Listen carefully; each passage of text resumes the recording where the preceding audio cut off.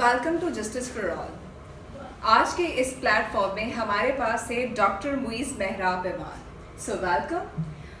पाकिस्तान में जहाँ पर हम ह्यूमन राइट्स, फंडामेंटल राइट्स की बात करते हैं तो वहाँ पर बहुत सारी चीज़ें ऐसी हैं जिन पे बात करना बहुत ही ज़्यादा सोफिस्टिकेटेड होता है, लेकिन उस सोसाइटी में रहते हुए हम जब ट्रांसजेंडर की राइट्स पे बात करते हैं so that's something very difficult and very challenging.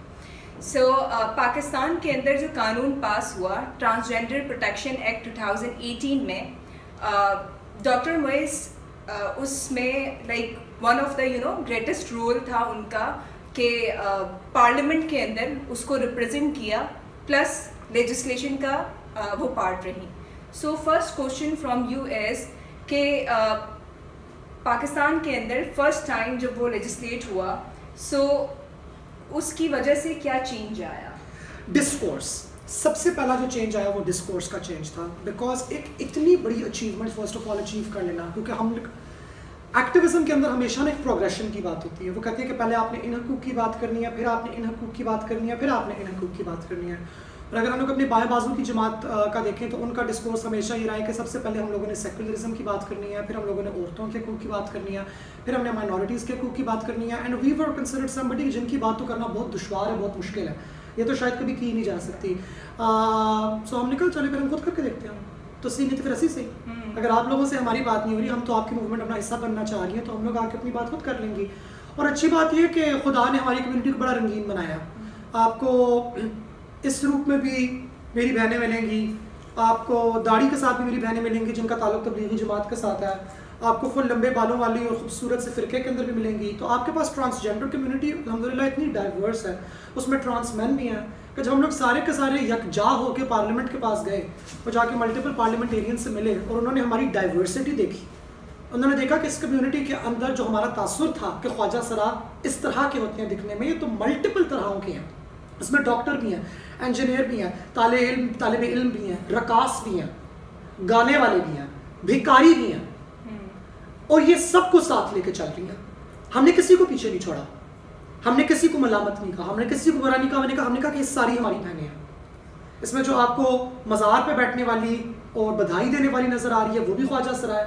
इसमें जो माई मुंडे हैं, जिनको अब हम ट्रांसमैन कहते हैं, ठीक है, जो कि मर्द होते हैं लेकिन बर्थ सर्टिफिकेट में उनकी शनाख्त पे औरत लिख दिया जाता है। परिजात एक ड्रामा है, उसमें बबली का किरदार है, बड़ा अच्छा उन्होंने रिप्रेजेंट किया है। इस तरह के भी हमारे पास भाई मौजूद है।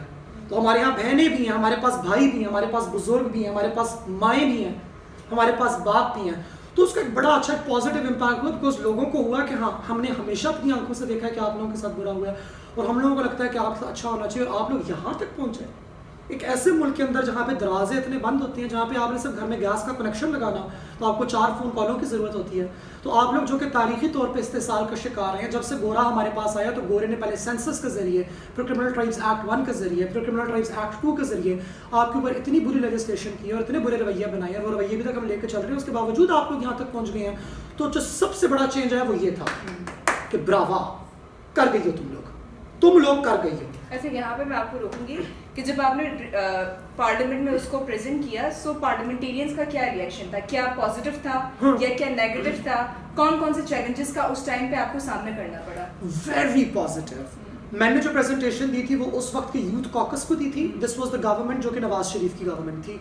तो उस वक्त यूथ कॉकस को लीड करी थी Shiza Khawaja Malik, she is an MNA, और जो उनके साथ वाले दूसरे को चेयर थे वो MNA थे हरीपुर से PTI के। सो अगर आप गौर करें, दोनों सेंटर राइट पार्टीज, दोनों पार्टीज जो कि एक दूसरे की मुतज़ाद हैं, मगर दोनों ने ट्रांसजेंडर राइट्स के ऊपर अपना हाथ मिला लिया। शुरू में कुछ मजहबी जमातों को थोड़ा सा एतराज़ था, लेकिन हम लोग हमेशा मजहबी जमातों को साथ लेकर चलते हैं। ये ख्वाजा सरायत की एक मीरास है कि वी रिस्पेक्ट रिलीजन्स। हम लोग मौलाई होते हैं, हम लोग के यहाँ हमेशा जुमेरात के यहाँ बड़े गुरुओं की तरफ अलम पाक भी उठाया जाता है और 12 दिए भी जलाए जाते हैं। So we are not a secular community, we respect all religions. हम लोग डाइवर्सिटी को, बिकॉज हमारी कम्युनिटी के अंदर भी अगर आप देखें तो क्रिश्चियन हिंदू कोई फर्क नहीं होता, ख्वाजा सरा के डेरे पे सब बराबर है। In last, we all are humans. तो हमारा ये होता है, तो हम लोग उसको लेके चलती हैं। तो मजहबी जमातों के साथ जब हम बैठी तो वो तो एक स्टेप आगे गए। उन्होंने इतने फतवे उन्होंने निकाले और उन्होंने बोला कि आप लोगों को तो इस बात का पता ही नहीं कि ख्वाजा सराओं का निकाह भी जायज़ है और आप लोग इसमें वो वाला हक भी डालें। उधर हम लोगों ने हाथ जोड़े, हमने कहा आप लोग बहुत मेहरबान हैं, आप लोग बहुत अच्छे हैं, लेकिन फ़िलहाल हमारे निकाह का या हमारी शादी ब्याह का या हमारी किसी भी जिनसी लम्स के इजहार का आप लोग बात मत डालें, बिकॉज हमें पता है हमारे साथ क्या होना है। हमारे साथ वही होना है जो गोरे ने 1857 के अंदर किया था।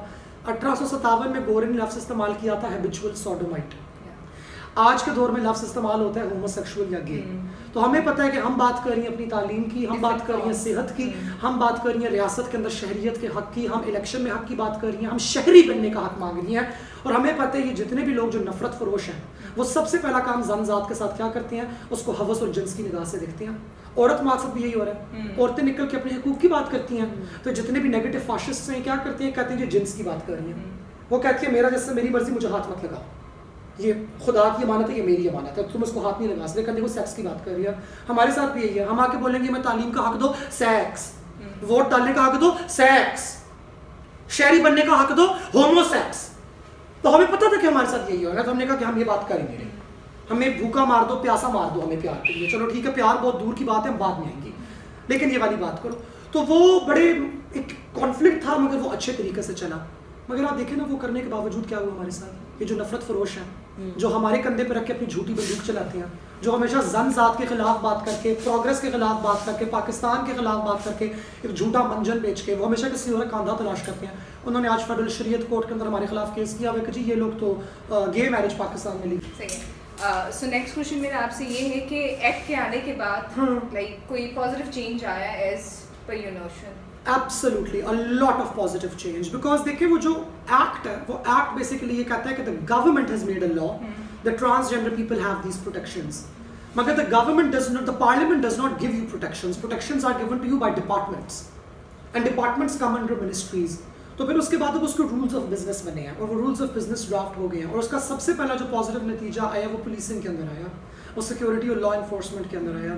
पाकिस्तान की जो भी लेटेस्ट नेशनल सिक्योरिटी पॉलिसी बनी है उसके प्रीएम्बल के अंदर जेंडर सिक्योरिटी के अंदर ट्रांसजेंडर पर्सन्स का मेंशन है कि हमने ट्रांसजेंडर पर्सन्स को रखकर वो करना है, प्रोटेक्ट करना है। नंबर 2, आपको पंजाब पुलिस की तरफ से और इस्लामाबाद कैपिटल पुलिस की तरफ से काफ़ी ज़्यादा इंपटस मिला है कि अब उन लोगों ने ट्रांसजेंडर तहफ़्फ़ुज़ सेंटर्स बनाए हैं, प्रोटेक्शन सेंटर्स। अभी इस्लामाबाद के अंदर एक बना है। सिंध पुलिस की तरफ से काफ़ी पेशरफ्त हुई है। सिंध पुलिस ने अपने डिपार्टमेंट की सेंसिटाइजेशन शुरू की और टॉप ब्रास से टॉप डाउन बीट वाली जो पुलिस है जो सड़कों पे बीट करती है उन तक फ़ोन कॉल्स आई हुई है कि ख्वाजा सलाम के साथ बदतमीज़ी नहीं करनी। सिंध के अंदर अभी हमारा ड्राफ्ट लॉ तैयार हो गया है, अभी उस पर आजकल कंसल्टेशन चल रही है। मुझे लगता है कि वो इंशाल्लाह जुलाई तक टेबल अप्रूव भी हो जाएगा। पंजाब के अंदर लॉ टेबल हो चुका है ट्रांसजेंडर प्रोटेक्शन का। Khyber Pakhtunkhwa is now showing interest, क्योंकि खैबर पख्तूनख्वा में तो ट्रांसफोबिया बहुत ज़्यादा है, बहुत ज़्यादा है। और ख़ुसूसी तौर पे क्योंकि खैबर पख्तूनख्वा के अंदर जो ज़्यादातर मूर्तें पश्तून इलाकों के अंदर रहती हैं वो अफ़गान मुहाजिर हैं, क्योंकि आपको तो पता है अफगानिस्तान में क्या होता है बेचारियों के साथ, तो वो तो हमारे पास आके हमारी बहनें रखती हैं। तो इधर तो आके फिर उनके साथ एक तो वो ट्रांस, ऊपर से वो रेफ्यूजी, तो फिर तो वो डबल मार्जिनलाइजेशन है ना उनके साथ, उधर बहुत ज़्यादा है। और बलोचिस्तान में भी अब इंटरेस्ट आ रहा है, वो उठ रहा है, तो एक डिस्कोर्स स्टार्ट हो गया है। हम देख रहे हैं कि कंजर्वेटिव मीडिया हो कि लिबरल मीडिया हो, उसके ऊपर ख्वाजा सलाम के हकूक़ की बात हो रही है कि ये हमारी शहरी हैं, हमारी बहनें हैं, ये हमारे पड़ोसी हैं। यानी कि मुआशरा ओनरशिप अब ले रहा है और मुआशरा कह रहा है कि हम गलत करते हैं, हमें ये करने की ज़रूरत नहीं है, हमें लोगों को इज्जत देने की ज़रूरत है, हमें लोगों को प्यार देने की ज़रूरत है। तो एक बड़े मज़े की जो एक और चेंज आई है ना पाकिस्तान के अंदर, हम लोगों में उम्मीद जागी है, हम लोगों में मोहब्बत दोबारा जागी है, हम लोगों को नफरत के बजाय प्यार को चांस देने का दोबारा मौका मिला। और मुझे हमेशा इस वाली बात के ऊपर एतकाद था कि हम पाकिस्तानी लोग एक्चुअली दिल से बड़े अच्छे हैं। हम ऊपर ऊपर से झूठी के एंग्री बने हुए हैं क्योंकि हम लोगों को इतना गुस्सा है और हम लोगों को सिखाया ही सिर्फ गुस्सा जाता है। अब जब प्यार को मौका मिला है ना तो हमने बोला कि हाँ जी प्यार क्यों नहीं, ज़रूर जी प्यार भी सही, हम अच्छे लोग हैं, टाइम दें हमें और हमें अच्छी लीडरशिप मिले और अच्छे लोग मिले, वी आर अमेजिंग पीपल, हम लोग चल जाएंगे, हम लोग कर देंगे, हम दुनिया को दिखा देंगे। सो ये चेंज बड़ी अच्छी है, ये अदारों के अंदर अब एक हसासियत पैदा हो रही है।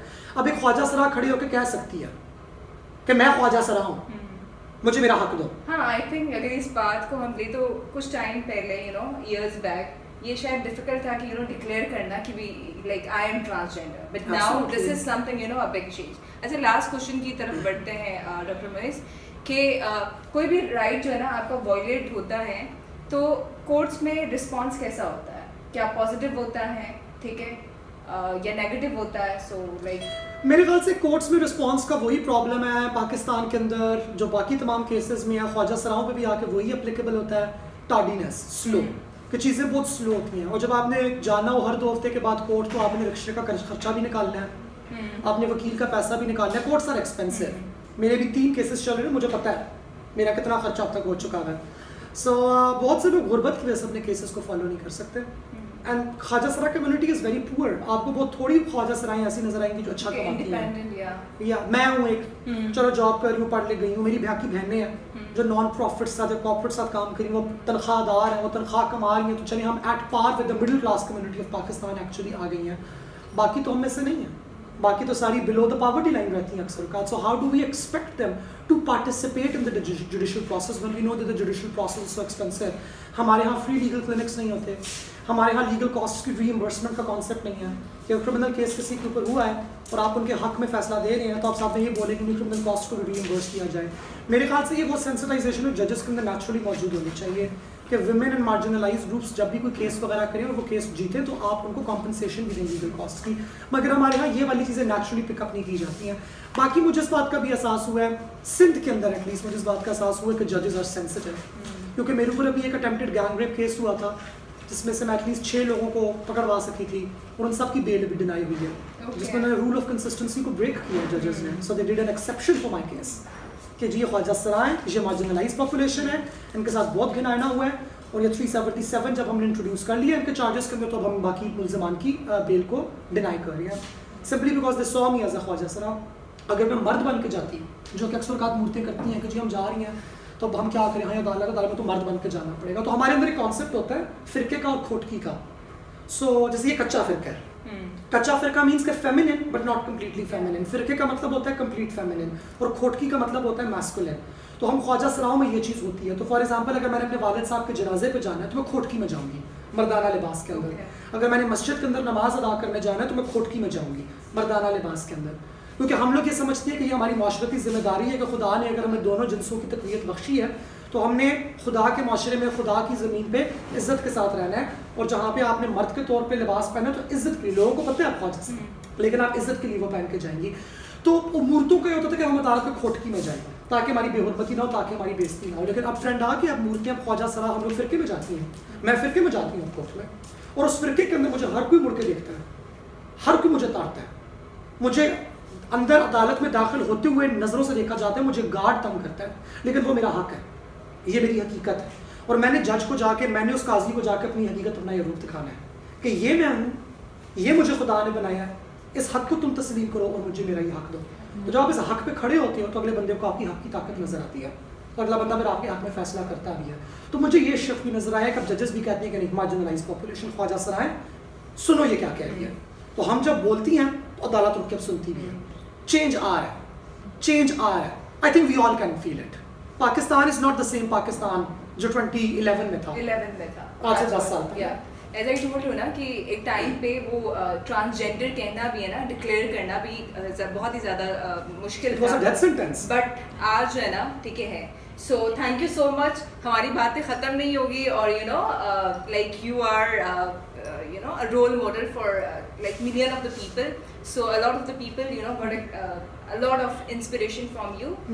Next time के लिए भी हम आपको अप्रोच करते रहेंगे। Thank you so much. अल्लाह हाफ़िज़।